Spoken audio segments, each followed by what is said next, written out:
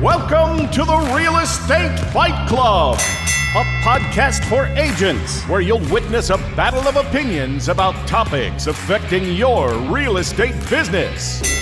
Now, always in your corner, here are your hosts, Jen Mertland and Monica Weekly. Oh, yeah, I am ready to fight with our guest today. Oh, are you going to fight with the guest? That's not polite, Jen. Well, he'll be all right. I mean, here we invite him on and then you're going to sucker punch him? I don't think so. No, we are honored today. We are honored today to have Jesse Zagorski. Welcome, Jesse. Hey. What's going on, guys? How are you? Welcome. We are good. Jesse is a big-time, fabulous agent and influencer. He's in San Diego. He runs the Live, Love San Diego Homes team, right? I do. Yes. And, but you're more than just an agent, aren't you? I am. And we could argue about where I'm from. We could say I'm not from San Diego. That would be really kind of a funny rabbit hole to go. We won't. I actually am from San Diego. We could just say that. About that one.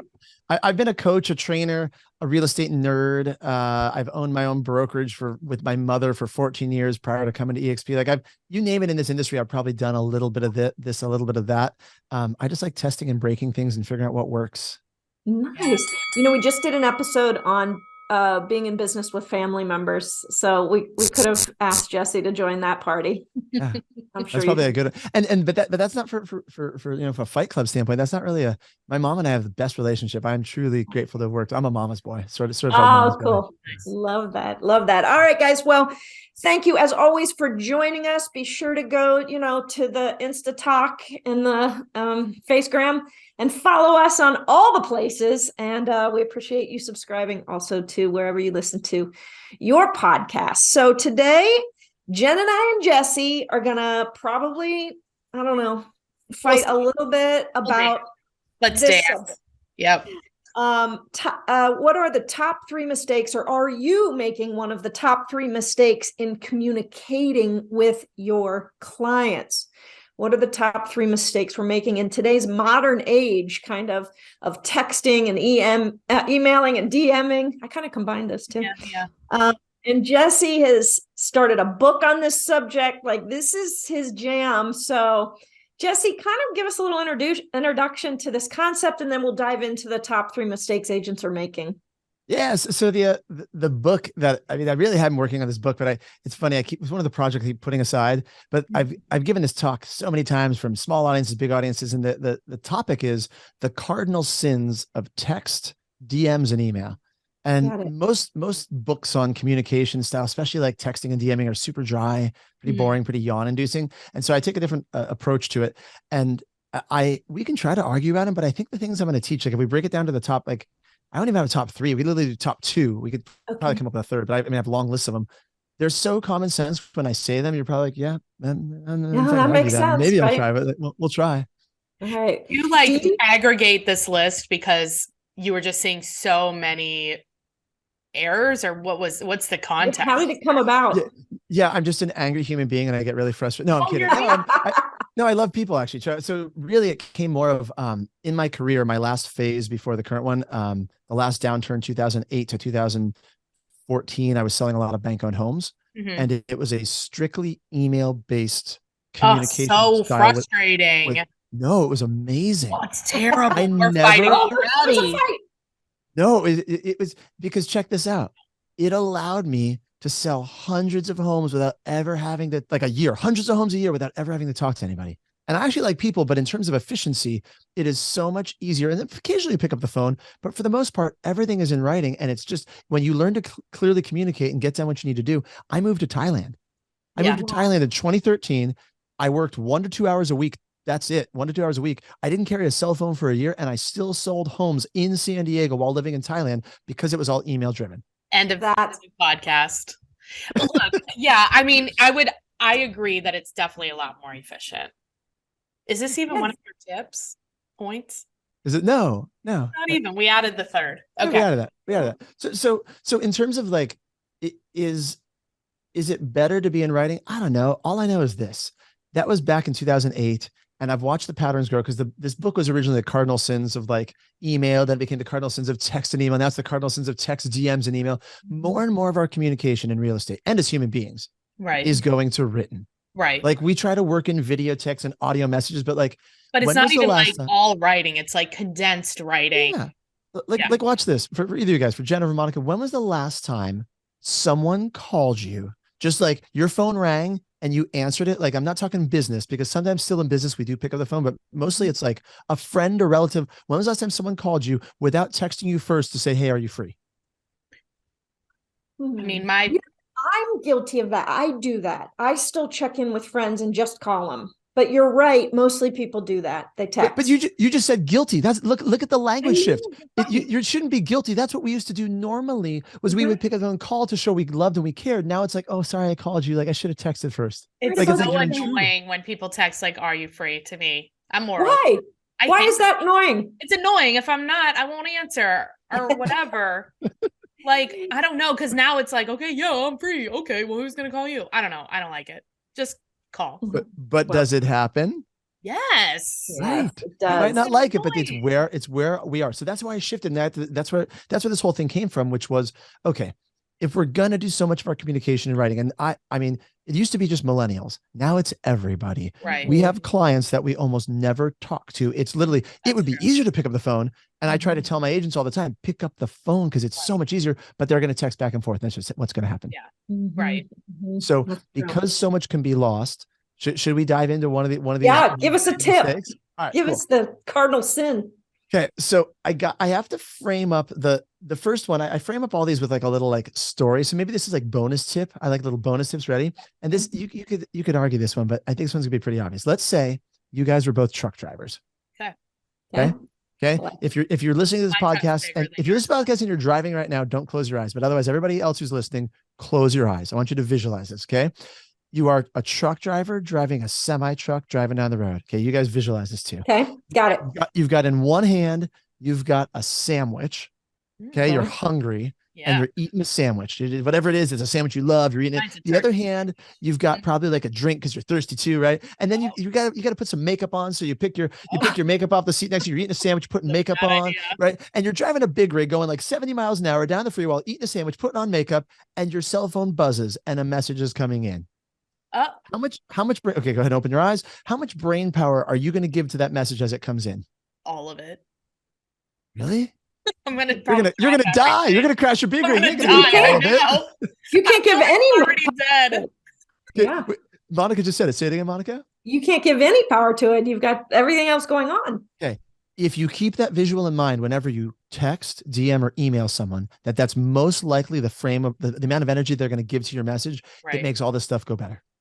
Oh, I see what you're saying. I like that, actually. Like the conciseness of the message, then, in some way? Every rule I'm going to teach you, from conciseness, choice of words, the way you put first, second things, everything goes together under that one simple, because you're writing to people that are reading your messages while standing in the grocery store, while their kids are running around and they're embarrassed and they're shouting, while they're sitting on the toilet at 3 a.m, they're reading your text messages, your email. Like, this is how people consume the things we write. And we get offended when they don't respond back the way we thought. I'm like, they didn't even pay attention to what you wrote. They didn't even read the whole thing. That's right. They might have even looked at the preview screen of the message and didn't even look at the actual message. Right.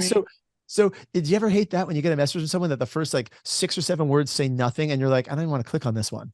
Yeah. You've got 15 unread text. Anyway. Okay. So here's what we're going to get to. Rule number, now I laid kind of some groundwork. This is tip number 1, the black to white ratio. Okay. Black to white ratio. So most people are, and I don't know if you guys are doing this. We haven't texted that much. We haven't DM'd, but I'm going to imagine that you probably do it because everyone does this.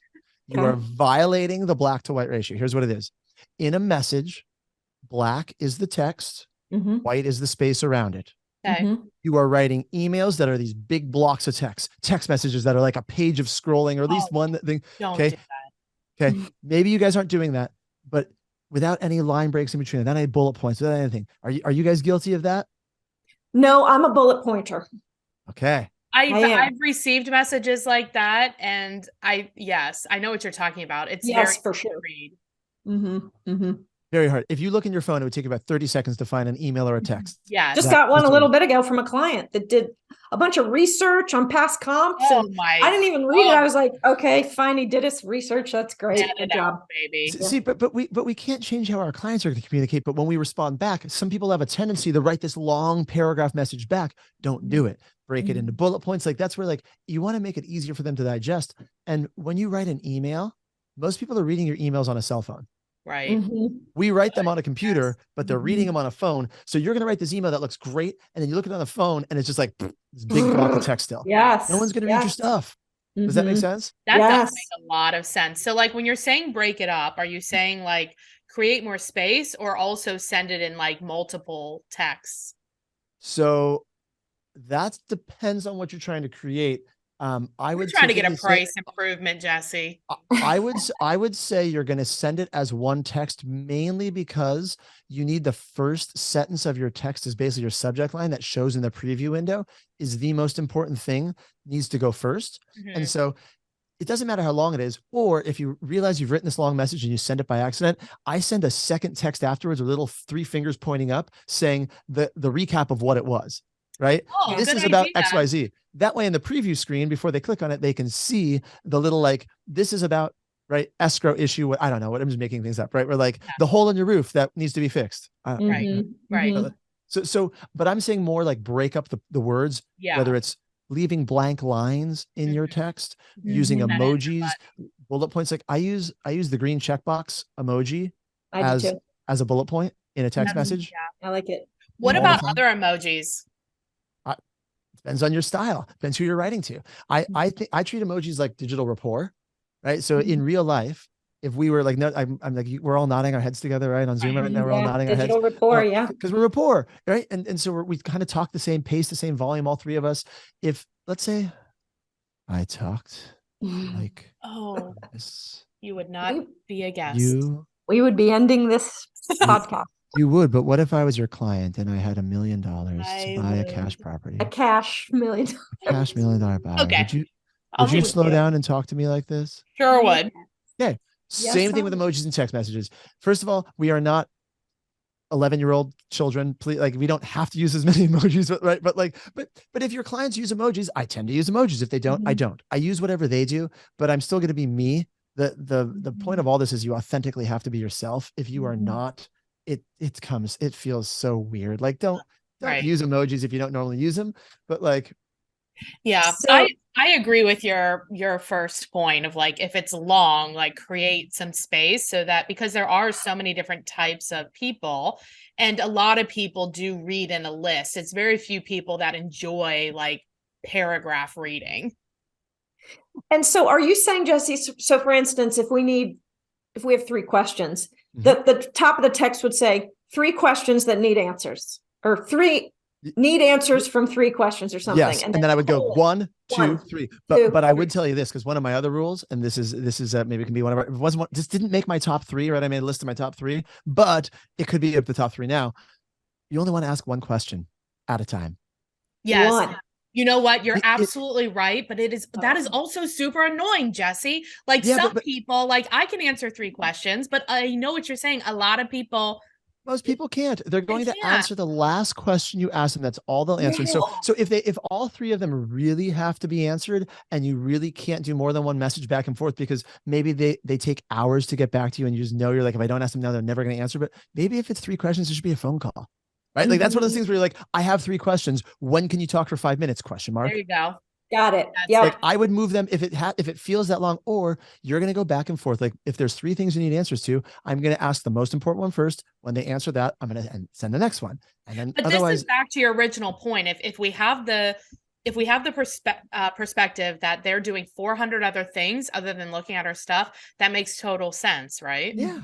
But also too, if you know your client and they are more like me, if you ask me 1 question at a time, I'm gonna punch you in the face. I'll be like, what are you doing? Ask me your questions, get off, or call me, but to your point, call me, right? Yeah. So but you would know that. I mean, these are all generalities. Yeah. But like I would say I don't have any real scientific evidence. It's just my own life and tracking this. That's If science, if you Jesse. ask someone, yeah, my life is science. Yeah, very scientific. If you ask someone 3 questions in a text message, I'm going to say 8 or 9 times out of 10, they're not going to answer all 3 You're questions. right. They're going to answer You're one. right.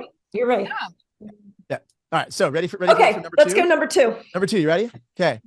I believe most people are making the mistake of not rereading their messages before they send them. Ooh, and even better, 100%. they're not rereading them out loud. Oh, wow. Wait, I feel if like if I had a visual like thing, I could go guilty, like red on my forehead right now. Right? I would so freaking go guilty.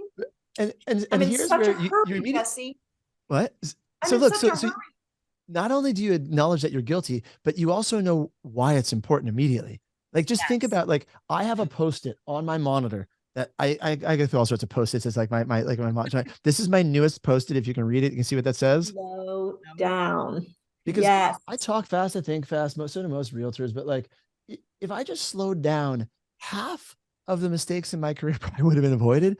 And think about when you get a text message, unless you speed read or skim, when you're in the small minority of people, you probably read it in your head, in your own voice, or maybe a funny, I mean, it's like, hi, whatever voice you hear in your head, but like, people read things and they hear the voice in their head. You get, right? You guys get that? Yes. So when you stop and read it out loud, 1, it slows you down.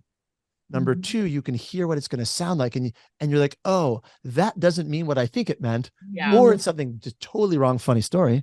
My mother, who likes doing voice to text, is my business partner, is now in her mid-70s, probably next 10 years ago, once told a client to go F himself using autocorrect. It wasn't even F himself. It was all spelled out. Like, it was like, I don't know if I can curse on this podcast or not, but like, and it was to one of our luxury high-end clients as a buyer. And we were in a group text, and I called her. I was like, do you know what you just sent? She's like, no. And she looked, she's like, oh. and so the funny part there is, what was she typing into her phone on a regular basis that the phone thought it was important to autocorrect it? How much was she saying that? Yeah, right. I don't know. That's amazing. But we've all had that, right? Where you're like, or you get these text messages and are like, what does that say? I have no idea what that means. How did they click send on that? I have no. So if you just reread it out loud, emails. But we're DMs. driving, eating a sandwich and putting on makeup, Jesse. Right. Well, so true. So how much time in your day would it add? I mean, we send a lot of messages. And do I say you have to reread every single one of them? Yes. Like, literally, just like, is there some that don't matter? Fine, whatever. But like, what do you send in writing that doesn't matter? How much time would it take you? An extra 10 minutes a day, 20 minutes a day, 30 minutes a day? Attacked. I'm not no, I'm personally attacking you. Don't you think that one of the challenges is our brains work faster than our fingers? And so we can't. Well, that autocorrect is not right. I want to turn that thing off. Your brains work faster than fingers, but does your brain work factors than the send button? Like, just pause before you send. Right, like, right. Oh my gosh. All right, hold on. I've got some questions for Jesse, but I think we should take a quick break and come back. Yes, take a quick break, hear a word from our favorite partners, and when we return, we'll ask Jesse more questions and get our third tip. You want to do more deals, but your current sphere is not big enough. What are you going to do? Well, you need to make new friends. So the best way to do that is through cold calling. I use RedX to call expireds, for sale by owners, for rent by owners, circle prospect, and you can too. Go to theredx.com/Fight Club and get your setup fee waived. Welcome back to the battle inside the ring. I don't know if we're fighting so much as I think Jen and I are having some realizations that we need to slow down and type less. Are you battling your inner demons, maybe? I'm battling myself. Wait, and Jesse, before we tap into another cardinal sin, so far we've got the black to white ratio and be more concise, and I get that. And then the other one is to slow down and reread out loud your message. Talk about is communication a mirror and matching thing and something we should set up in the consultation, like, hey, what's best for you? Or because our business is so critical and important, are conversations better for us to have? Are we avoiding picking up the phone and having calls because we think we should text it to them out of convenience? What do you think about that? Yes and yes. Okay. I mean, can I say it depends? So No Okay. Switzerland. Yes. all right. I say No, it all the it's how time. about it's a combination. It's Okay. a combination. So I'm a systems guy. I believe duplicatable systems bring duplicatable results. So on my buyer intake form, like my first time I meet a buyer, my team meets a buyer, we do the same thing every time. At the top of it, we literally have little questions. We ask for their favorite snack, favorite non-alcoholic beverage, and we say, what do you prefer? Calls, texts, or emails? We just ask them, right? And whatever they like, that's what we're going to gravitate towards. We're going to use what they like best, but we also know that we're in charge. Like we need to take charge when we need to take charge and guide them the way they need to be guided. And so even if they like texting, like just text me.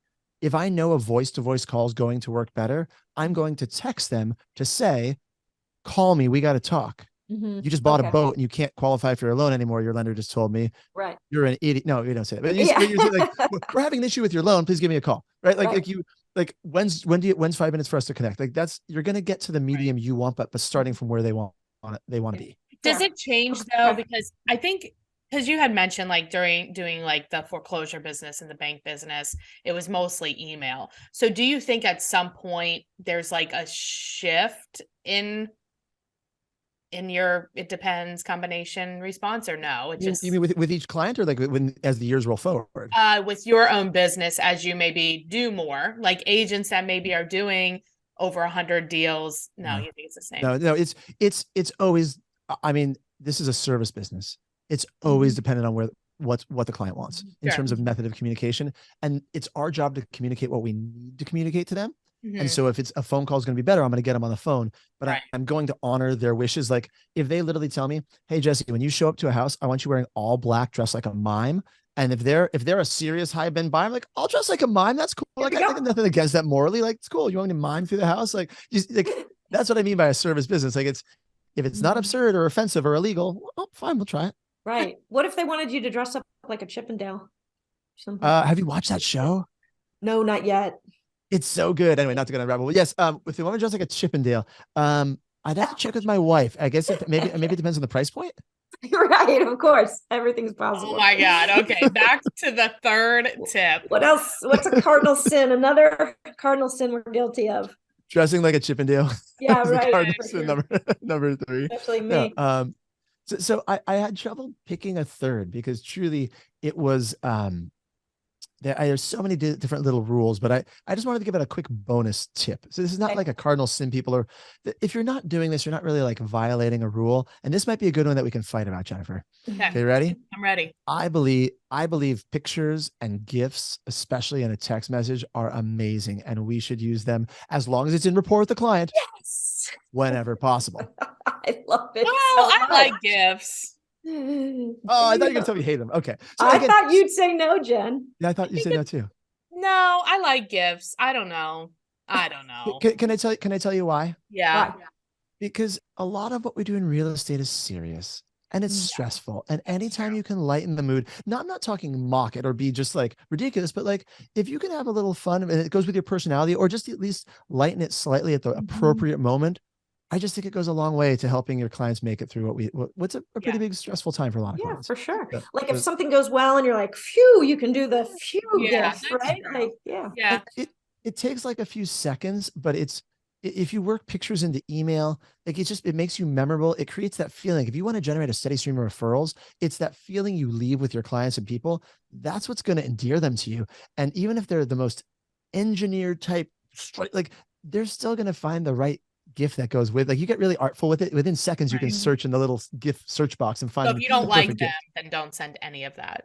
No emojis. No, I'm just kidding. but everybody likes something. Like even if you don't like gifts, like maybe your client's really into Star Wars, and so you're going to like find the appropriate Star Wars gift. There's so many things that work when you get creative with this. That's true. I love that. Monica, do you have a tip?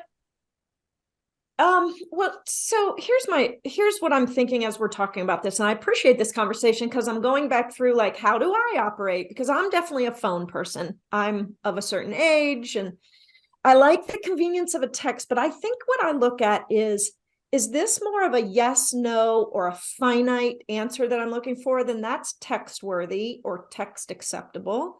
If I feel like this requires any sort of discussion and that I can add value and they might have a question, I am just going to pick up the phone. I feel like a text is like a Hershey kiss, and a conversation is like a big giant bar of chocolate. You know what I mean? Like, I want to provide the big bar of chocolate. I think. But are you going to schedule the call? Are you going to send a text or whatever and say, hey, when do you have 10 minutes for a call? If I know that they have a job that they don't have a lot of freedom, like I have clients right now that they have no freedom. So I'm like, call me when you're on a break. She's a nurse. Call me when you're on a break, or what time do you get off today? I need 5 minutes of your time. So I think at the end of a deal, if I've had conversations with them, it feels like better service. And I'm open to being wrong about that, but that's just how I feel. Jesse?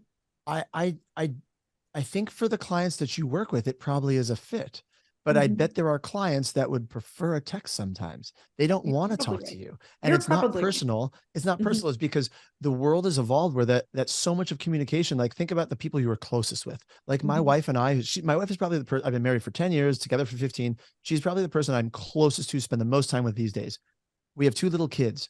We don't talk a lot on the phone. We have a lot of texting, and it's not just texting like yes, no, it's like entire conversations over text. And so if you think about the nature of like you guys know that movie Meet the Fockers, we have the circle of trust, right? The people who are closest in your circle, you might be talking to them at least these days. And so I get the higher level conversations have to be voice to voice sometimes, but you might want to just look for opportunities where there's certain clients who feel more comfortable with text. And if you get practice with communicating in an efficient way in text or DM, it really, that's what they want. What do you think about the voice texting features that almost every phone has now, where is that just defeats the purpose because they can't listen to it in the meeting they're in? Yeah, it depends on the client. So I went through the first year. I hated voice to text because I hated it because I couldn't multitask. And then I realized I shouldn't be reading their message while I was doing something else anyway. And now I find it really efficient because I have so many inbound messages during the day. I can't call everybody back. And it's a really fast way. Someone will say, hey, you got 5 minutes to talk. And my answer is like, no, I don't, because I know who they are. I don't know. So I'm just like, and it's never 5 minutes. I'm like, drop me an audio message because that forces them. That works. Yeah. To get concise. Okay. Do we have time to kind of give you a really little like adjacent tip from this one? Yeah. So at the beginning of COVID, I shifted to doing all of my listing appointments over Zoom. Great. I still do some of them over Zoom because I realized the sellers don't actually want to meet me. They just want to know their house is going to sell for the most amount of money. Right. So like, we'll do it over Zoom. It's fine. When I get to someone's house and I have them give me a tour of the house, it would take forever sometimes because they like to show it off. What I did over Zoom, I was like, hey, before we get on Zoom, will you walk me around, give me a little video tour, just text me the video so I can see what your house looks like? I would get this 1 minute video, a 1.5 minute video that used to take 15 minutes to walk around because they don't want to, same thing with audio messages, right? They don't want to waste their time. So they'll get real concerned. All right, here's the bottom line. You're like, cool. Right. Yeah. But a phone call would have been 10 minutes. It's like a stand-up meeting versus like a sit-down meeting. Yeah. That's it. I would say though, if I'm going to have I 100% agree with you. And that is good. If it does require a conversation, but you don't have time, that's a better way to have a voice to voice this. But I think that many people tend to under communicate. And so I think just any communication is better than probably what you're already doing, which is probably not enough.